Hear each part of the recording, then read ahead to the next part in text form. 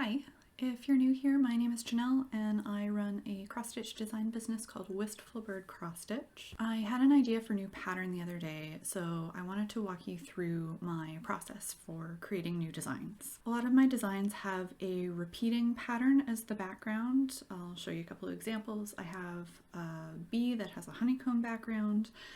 I have a koi fish that has kind of a Japanese wave inspired background. One very simple pattern that I've never used is just a repeating brick pattern. So I had an idea to do a design that is a brick wall with a fire escape over top that's just overflowing with plants. So I'll walk you through the process of how I put a design together. So I've opened up my design program, and the one that I used is called KG Chart Pro. It's a pretty old program and I don't think it's actually supported anymore, but it's what I've always used to design patterns, so I just kind of stick with it because I know how it works. So most of my patterns are designed for 4-inch embroidery hoops. However, I want a little more detail in this one, so I think I'm going to do a 5-inch. So I'm just going to open up my template. I have one that says 5-inch, so I'll open that up, and then I've got a circle here that's exactly the size that I need. Okay, so then we'll just do the 2 stitch wide bricks all the way up.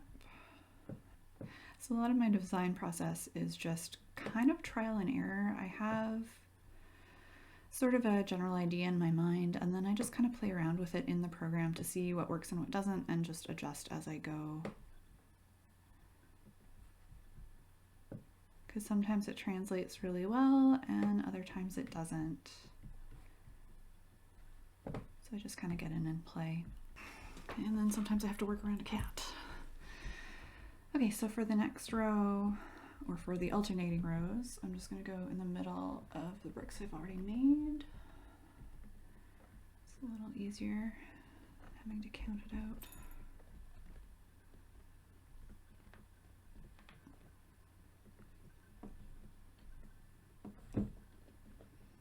Hi. Yeah. Oh, you're gonna perk right into the microphone, huh?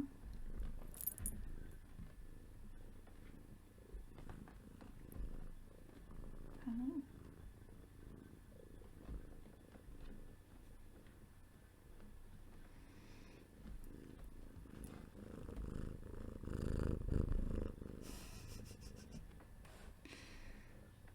A little cat purring ASMR for you.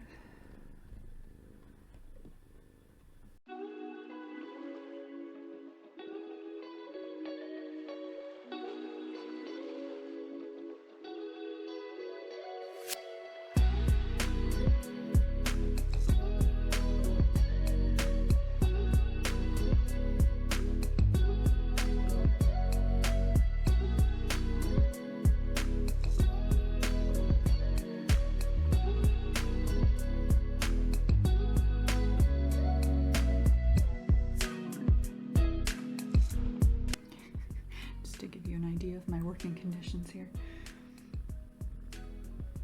So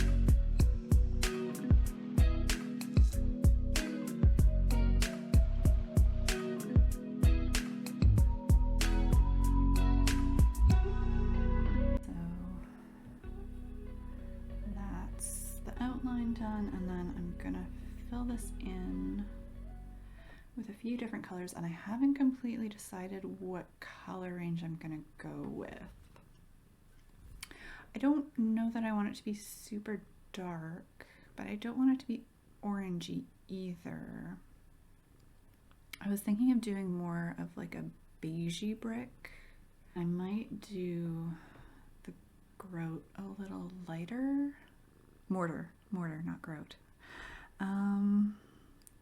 So I might actually change that to ecru, and then I'm pretty sure I have 642 and 644. So I think I want to just fill these in kind of a random pattern, just so it looks a little more organic, since that's how an actual brick building looks. It's not totally uniform. And I think I want to do about 3 or 4 different colors. And then I might throw in a more like salmony pinky kind of color too, just to give it a little more dimension. But I think I want the 644 to be my base color, so I'm going to do most of them in this. Okay, let's find another color to throw in with this.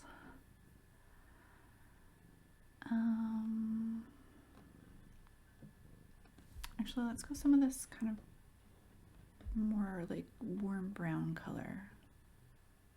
Let's go 437, and then I can change that later.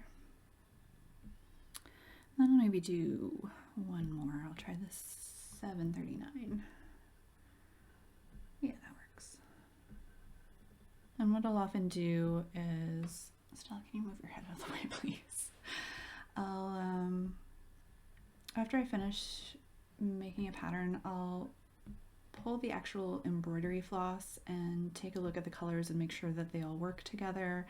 And if there's something that I don't really like, because this program is pretty good in terms of color, but every once in a while the color that's on screen isn't really, sorry, I'll adjust this, isn't really what it looks like in real life. So I'll sometimes have to make some color adjustments and switch to something different. There we go. Again, I think I want to do this kind of lighter beigey color as my main one, so I'll just fill in the rest with this and then maybe touch up if there's some spots that look kind of bare.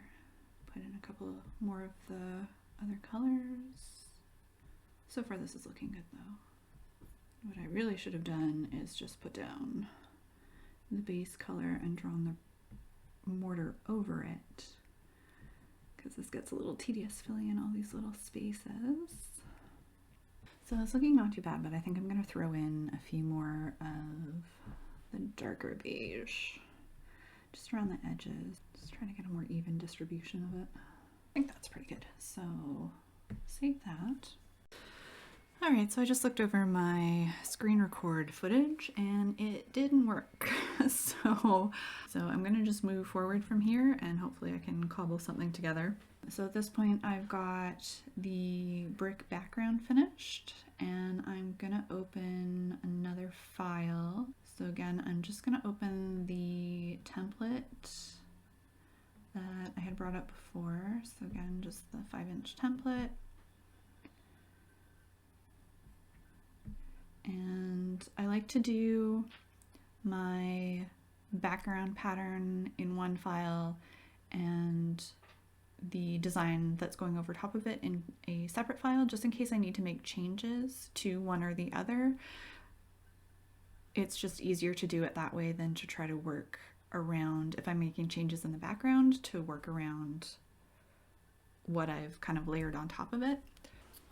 So I'm gonna do just a Google image search for fire escape, and then I might also add plants here too, just for some inspiration. I'll maybe do just a window rather than a door, because that seems to be a little more common.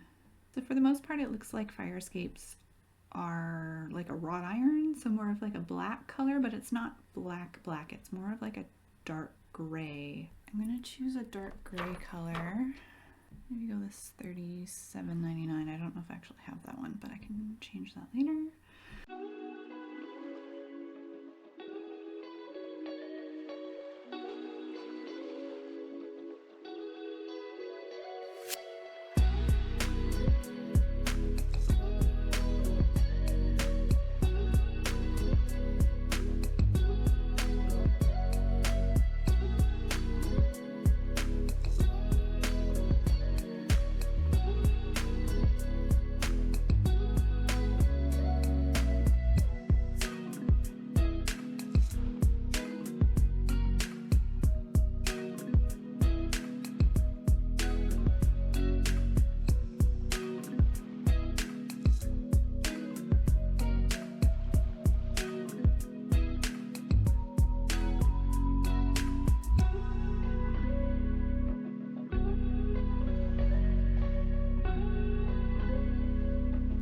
Okay, fire escape is done.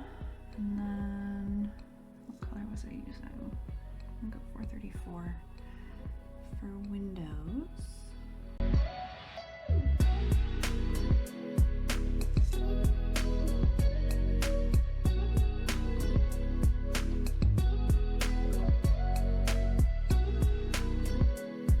Okay, so there's our windows done. I'll maybe do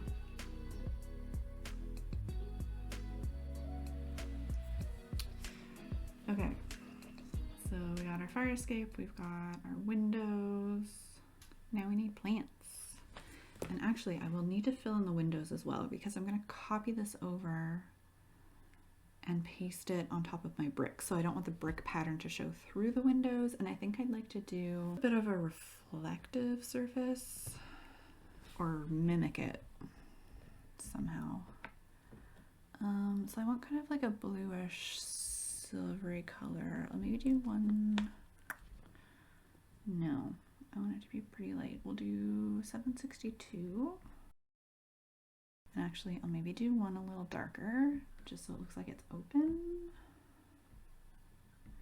Kind of like you're looking into somebody's apartment with the window open. I'll maybe do like diagonal kind of thing. Actually, I think I want to change the color. That should be more blue. I don't love the gray. Almost like it's reflecting sky. I'll try this one. Okay, yeah, that's a little better. So now I'm going to start on plants. And I think I'm going to do them separately off to the side. And then move them over to place them. So I think I want to do kind of like a window box sort of thing. So it looks like it's hanging over the side. Maybe we'll go darker. I'll do 898. And then I need some plants over top of it. So I'm just going to go to the green section.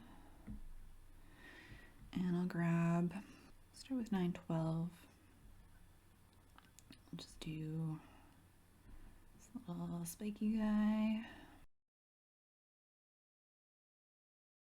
And I'll do a different green.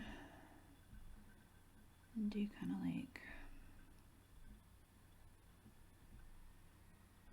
some spiky things. And say it's a flower. And we'll throw maybe some purple on there.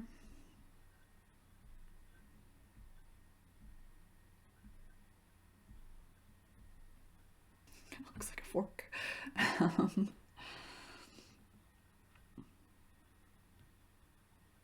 Again, it's kind of hard to draw in pixels. We get another one down here. I don't know what kind of flower that's supposed to be. Maybe do a third, just kind of lower down. Okay, and then I can just highlight that area and move it over and plop it on top of the railing. Oh yeah, let's see there. Cute. So now I'll do some more plants that are supposed to be on the fire escape itself, which we kind of have even less room for detail here because this is also going to be behind the railing, so I'm going to have to draw the railing over it. So I'm going to do a little pot, draw a little pot. We'll do kind of a terracotta color, something like that. Different shade of green. Maybe do a lighter one. Actually, maybe let's do a little tree. So we'll pick another brown.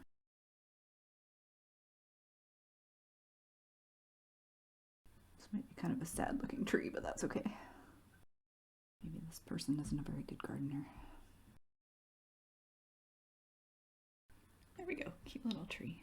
And I'll maybe do it a little bit wider at the base. So I'll take this guy and copy him over, put him right in the corner, And then I'm gonna have to draw my railing over top of it to look like it's behind.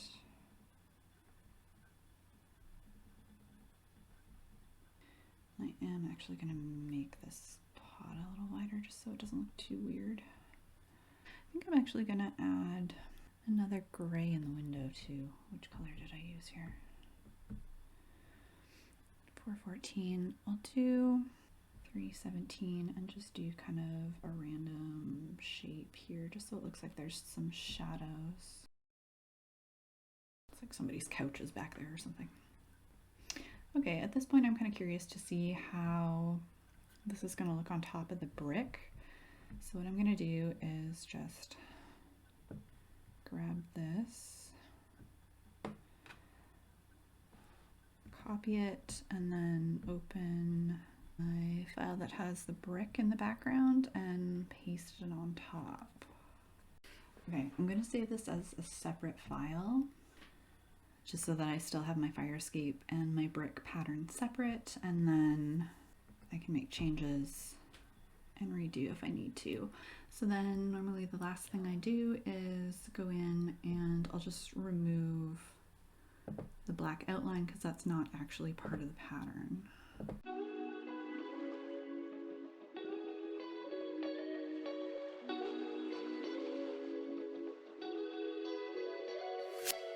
And we're done.